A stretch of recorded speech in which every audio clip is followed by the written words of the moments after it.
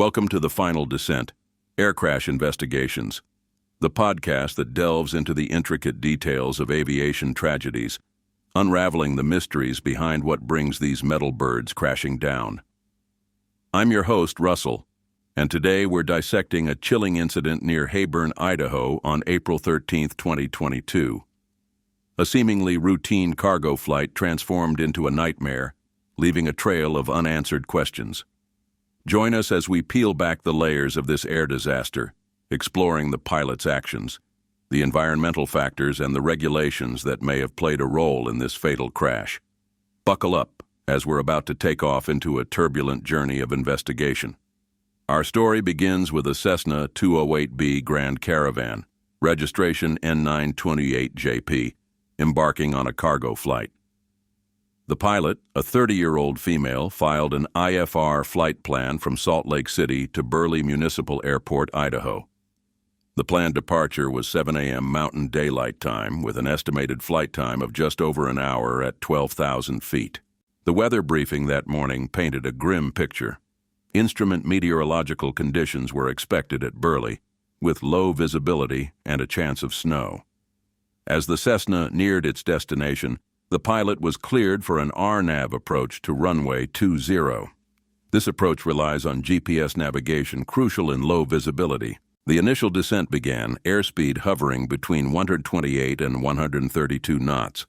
As the aircraft reached about 6,800 feet, it intercepted the glide path, a 3.75-degree descent towards the runway. However, this seemingly normal approach was about to take a devastating turn. The pilot, after performing a low pass over the runway to check conditions, initiated a missed approach and requested to try the same approach again. This time, although visibility had improved slightly to about 2.5 miles, the pilot chose to fly without flaps, a decision that would soon prove fatal. As the Cessna descended on its second attempt, something went wrong. The aircraft strayed from the glide path, dropping 130 feet below the prescribed descent profile. The last data point recorded the plane just a mile from the runway, traveling at a dangerously slow 85 knots, significantly below the minimum speed required for flight in icing conditions.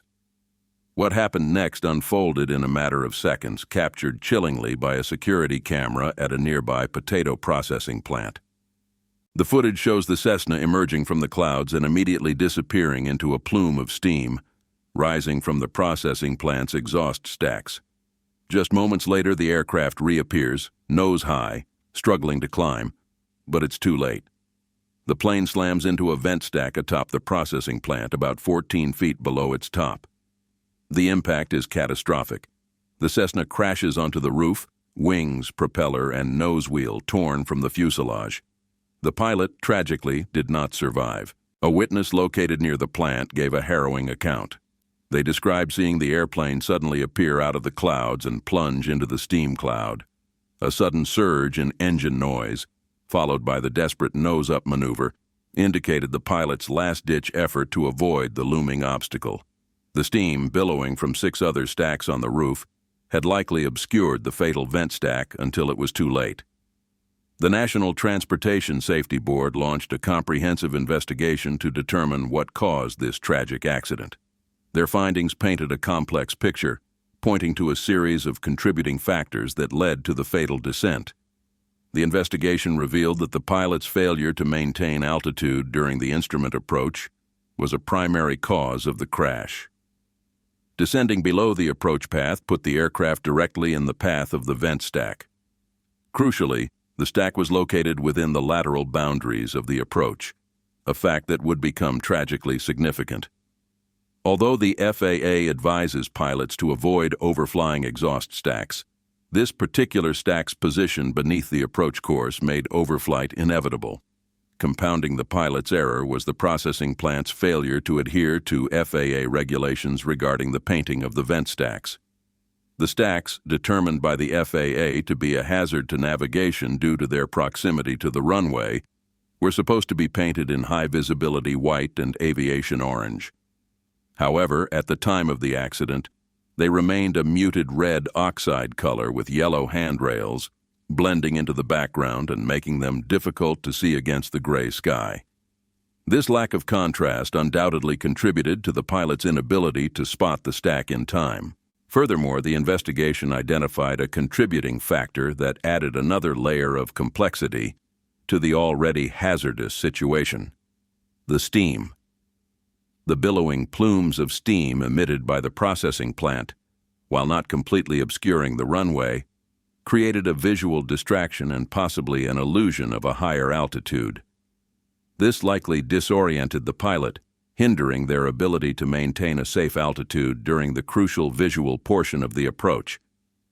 The combination of the low-contrast stack and the intermittent steam created a perfect storm of visual confusion, setting the stage for the tragedy. The FAA has stringent regulations regarding obstructions near airports, designed to ensure the safety of aircraft during takeoff and landing. These regulations, outlined in 14 CFR Part 77, establish standards for object heights and require specific mitigation actions for structures deemed hazardous to air navigation. The GEM State Processing Plant stacks fell under the purview of these regulations, raising concerns within the FAA years before the accident. Between 2016 and 2017, the FAA conducted 2 aeronautical studies focusing on the stacks at the processing plant. The initial study concluded that multiple structures, including the agglomerate stack and the row of 6 drum dryer stacks, posed a hazard to air navigation. These stacks penetrated the designated obstruction clearance surface, a defined airspace deemed critical for safe aircraft operation. As an interim measure, the FAA took the significant step of decommissioning the runway 20 visual approach slope indicator, also known as the VASI. This system, which provides visual guidance to pilots during approach, was deemed unusable due to the obstruction posed by the stacks. Following the initial study, the processing plant proposed modifications to mitigate the hazard. However, the proposed changes necessitated a second study. This second study, completed in 2017, confirmed that the agglomerate stack and the row of 6 stacks still exceeded the CFR Part 77 standards. The FAA responded by mandating specific mitigation actions. Critically, these included painting the stacks in high-visibility white and aviation orange, a color scheme designed to maximize contrast against the surrounding environment. Additionally, the stacks were to be equipped with flashing red warning lights. These measures, had they been fully implemented, might have prevented the disaster. The pilot, a 30-year-old female, held a commercial pilot certificate with flight instructor and private pilot ratings. She was qualified to fly single-engine land and sea aircraft, as well as multi-engine land aircraft, and possessed an instrument rating for airplanes. Notably, she did not hold any ratings for other aircraft types. Her flight log revealed a total of 1,380 hours of flight time across all aircraft types, with 193 hours specifically in Cessna 208B aircraft, the same make and model as the accident aircraft. She had accumulated a substantial 1,100 hours as pilot in command. In the 90 days preceding the accident, she had flown 213.5 hours, with 85.9 hours in the last 30 days and 4.2 hours in the 24 hours immediately prior. This suggests a consistent and recent flying schedule. Crucially, she had logged flight time to and from Burley Municipal Airport at least 13 times in the year leading up to the accident, indicating familiarity with the airport environment. Furthermore, her training records show successful completion of initial Cessna 208B training in November 2021 and proficiency, instrument, and line checks in February 2022. The crash serves as a stark reminder of the complex interplay of factors that can lead to aviation tragedies. The pilot's failure to maintain altitude during the instrument approach, compounded by the processing plant's negligence in adhering to FAA regulations regarding stack markings, created a perfect storm for disaster. The presence of obscuring steam further complicated the situation, potentially adding to the pilot's disorientation in the crucial final moments of the flight. This accident underscores the critical importance of adherence to established procedures, both by pilots and those responsible for maintaining safe environments around airports.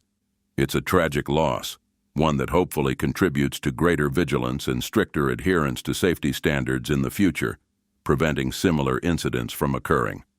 Join us next time on The Final Descent for another in-depth look at an aviation disaster. I'm your host, Russell, wishing you safe travels.